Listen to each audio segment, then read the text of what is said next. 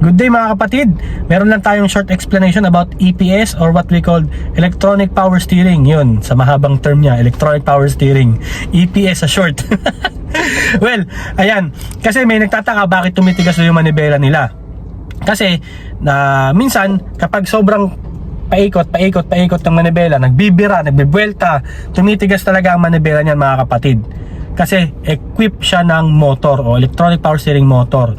Yung motor niya ay nandito sa may steering column kapag Mirage mga kapatid. Meron ding ibang model na sasakyan na yung kanyang motor ay doon makikita sa mismong rack and pinion. Okay? Ngayon, ano ba ang mga nagiging problema? Bakit tumitigas ang manibela? So basic checking, tire PSI. Baka mamaya malambot yung gulong. Okay? Kapag malambot yung gulong sa harap, medyo mahirap ibuelta yan. Pangalawa, check wheel alignment sa suspension. Baka mamaya wala sa align yung gulong, wala sa align yung suspension nyo, tie rod, etc. Kung ano man yung klase ng suspension ninyo. Tapos, pa-check din ninyo mga kapatid yung inyong charging system kapag electronic power steering. Okay?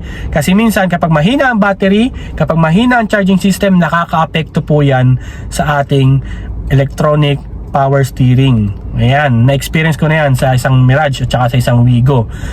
Tumigas ang manibela, okay ang tire pressure, and then maganda yung suspension, pero mahina yung baterya. Tumitigas yung manibela niya. Okay? Tandaan po natin, equip ng motor, ibig sabihin, control siya at may effect siya sa electrical system. Okay?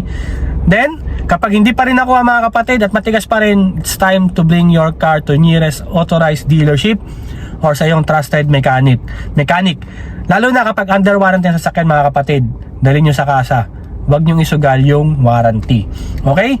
Make sure na alam po ninyo kung ano yung mga standard na checking kapag sa voltage, kapag sa battery or charging system. Pero kapag hindi nyo alam, punta lang kayo sa mga battery center, yung mga nagtitinda ng battery, may mga voltmeter naman po yung mga yan. I hope this helped mga kapatid. At sana po, huwag nyo kakalimutan mag-subscribe sa aking YouTube channel and follow my Facebook page. So, ang EPS ay iba po sa hydraulic power steering, okay? Magkakaroon po tayo ng mga topic pa sa mga susunod pang vlog. Stay tuned po. Thank you very much po and God bless.